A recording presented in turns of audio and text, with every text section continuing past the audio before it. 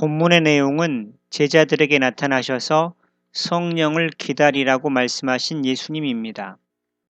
본문의 내용과 연결된 사건들, 즉 예수님 부활 후 행적들을 대략 살펴보자면 먼저 여인들이 예수님의 무덤을 방문합니다. 안식일이 끝난 후 첫날 새벽에 여인들은 미리 준비해둔 향품을 가지고 예수님의 무덤으로 향했습니다. 거기서 천사를 통하여 예수님 부활의 기쁜 소식을 듣게 됩니다. 그리고 그것을 제자들에게 전했지만 제자들은 그 사실을 믿지 않았습니다.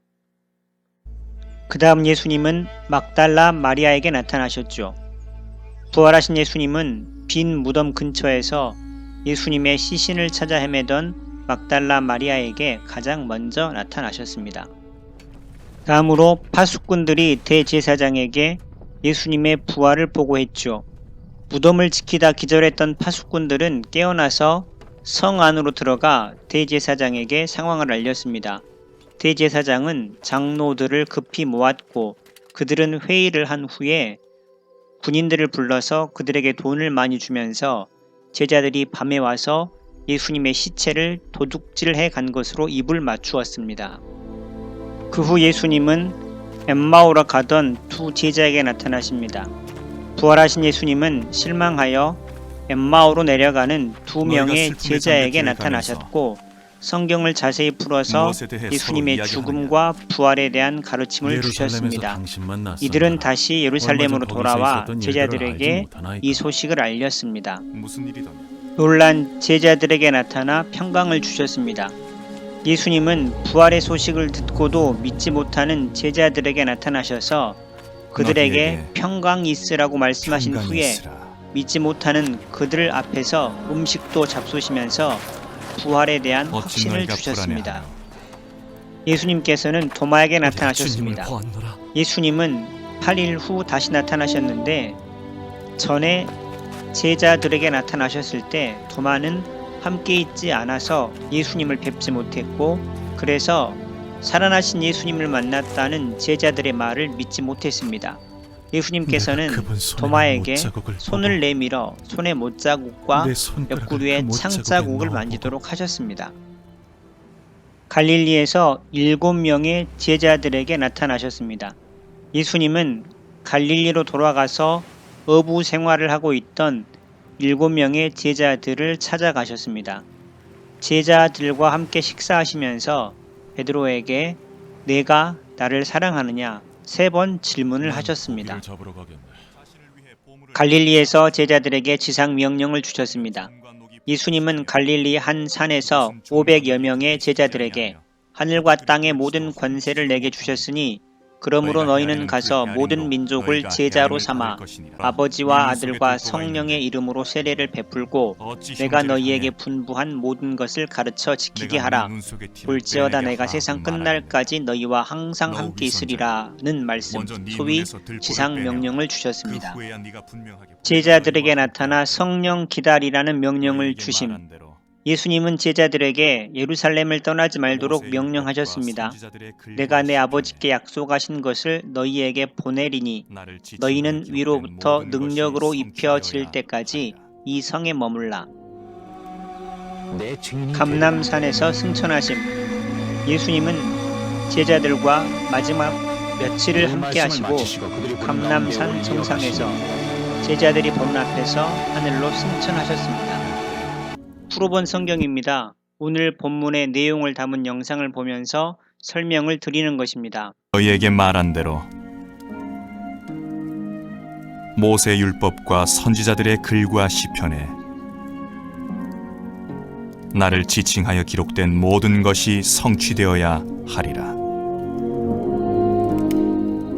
기록에 나왔듯이 그리스도가 고난을 겪고 셋째 날에 죽은 자 가운데서 일어나는 게 마땅하며. 죽음과 부활에 대한 설명입니다. 예수님께서 자신의 죽음과 부활에 대해서 제자들에게 설명하시는 것입니다. 자신의 죽음과 부활은 구약 성경에 예언한 대로 이루어진 것입니다. 회개와 죄 사함이 그의 이름으로 예루살렘에서 시작하여 모든 민족에게로 선포되어야 하리라. 너희가 바로 그 일들의 증인이라. 보라, 예수님의 죽으심과 부활의 능력을 설명합니다. 예수님의 죽으심이라는 것은 예수님 자신의 죄 때문이 아니라 인간의 모든 죄를 대신 지고 죽으신 대속의 죽으심이었고, 다시 부활하셨다는 사실을 믿는 그 사람에게는 죄가 없어지는, 죄가 사해지는, 즉 죄사함을 받는 회개, 성령의 역사하심이 시작될 것이라는 것이죠. 정확히 말하면 성령의 역사하심으로 자신이 죄인인 것이 깨달아지고 예수님께서 그런 자신의 죄를 대신 지고 십자가에 죽으셨다가 다시 살아나셨다는 것이 믿어진다는 것입니다. 보라, 내가 아버지께서 약속하신 것을 너희에게 보내리라. 너희는 위로부터 권능을 입을 때까지 예루살렘 성에 머물라. 너희에게 평강이 있을지어다. 아버지께서 날 보내신 것처럼 나도 너희를 보내노라.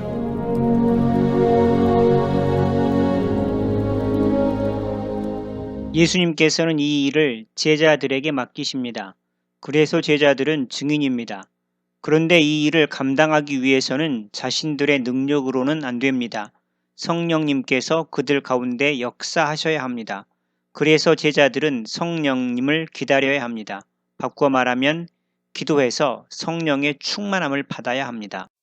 요약 및 핵심어인데요. 본문의 내용을 요약하고 그 중심 주제를 집어내는 것입니다.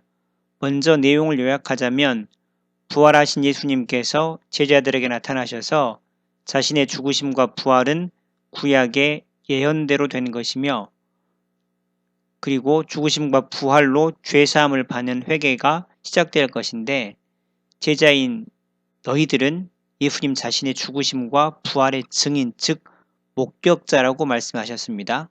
그런 후에 이 일을 위해서 약속하신 성령을 기다려라, 즉 기도해라, 이렇게 말씀하셨다는 것이죠. 내용 요약을 정리하자면 각 사람에게 구원을 주시는 성령의 역사가 시작될 것인데, 그 바탕은 예수님의 죽으심과 부활이고 제자들은 그 예수님의 죽으심과 부활을 보았던 증인이다. 그래서 성령의 구원의 역사를 감당하라는 것이고, 증인으로서 역할을 위해서 성령 충만을 기다려라. 결국 핵심어 본문의 주제는 증인의 자격과 능력이라 할 수 있겠습니다. 너희에게 말한 첫 대로 대지는 증인의 자격인데요. 증인의 자격은 살아계심을 경험한 자입니다. 46절에 보시면 그리스도가 고난을 받고 제3일에 죽은 자 가운데서 살아날 것이 구약에 예언되었다라고 기록되어 있는데, 여기서 고난은 십자가의 죽음을 말하고요. 제3일에 죽은 자 가운데서 살아난다는 것은 예수님의 부활을 의미합니다. 그리고 너희들은 즉 제자들, 이것을 본 경험한 증인들입니다. 쉽게 말하자면 성령께서 오셔서 각 개인에게 구원을 주시는데 그 바탕이 바로 예수님의 죽으심과 부활입니다.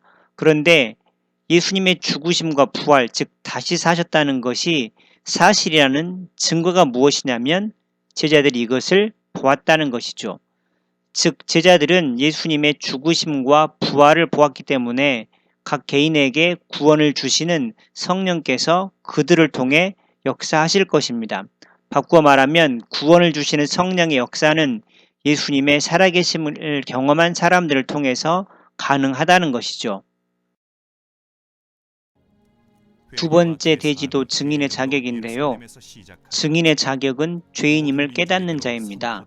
47절을 보시면 죄사함을 받게 하는 회개가 예루살렘에서 시작하여 모든 족속에게 전파될 것이 기록되었으니 라고 적고 있는데, 성령께서 각 개인에게 구원을 주시는데 바꾸어 말하면 각 개인에게 오시는데, 각 개인에게 오시면 다른 말로 구원을 주시면 나타나는 하나의 증상이 무엇이냐면 바로 자신이 죄인인 것을 깨닫는 것입니다.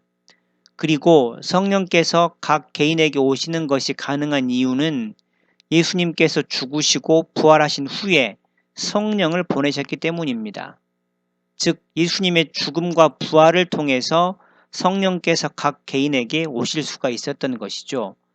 때문에 예수님의 죽음과 부활은 성령께서 오실 수 있는 이유이고 바탕입니다. 제자들은 예수님의 죽으심과 부활을 보았기 때문에 각 개인에게 임하셔서 회개를 주시는 성령께서 그들을 통해 역사하실 것입니다. 성령께서 제자들 속에서 역사하신다면 제자들은 이미 성령을 받은 자들입니다. 그래서 제자들, 즉 증인들은 자신들이 죄인임을 깨닫는 자입니다. 보라, 세 번째 내가 대지인데요. 아버지께서 이것은 약속하신 것을 증인의 너희에게 보낸다. 능력입니다. 예수님의 죽음 너희는 그리고 위로부터 부활을 분명히 읽을 전해서 때까지 들은 예루살렘 그들이 성에 머물라. 그것을 통해 예수님을 믿게 하는 것이 어떻게 가능하냐? 너희에게 평강이 다른 말로 있을지어다. 하면 예수님의 죽음과 부활을 전할 때 아버지께서 날 성령께서 보내신 것처럼 그 사람에게 나도 역사하시고 너희를 보내노라. 구원을 일으키시는 것이 어떻게 가능하냐? 그것은 제자들의 능력이 아니고 바로 성령의 능력으로 가능합니다. 그래서 증인의 능력은 성령 충만함으로 가능합니다. 49절에 보시면 내가 내 아버지께 약속하신 것을 너희에게 보내리니 너희는 위로부터 능력으로 입혀질 때까지 이 성에 머물라 라고 기록을 하고 있는데 위로부터 능력으로 입혀진다는 그 말 뜻은 성령의 충만함을 말합니다. 예수님께서 약속하신 것을 보내신다는 뜻이고요.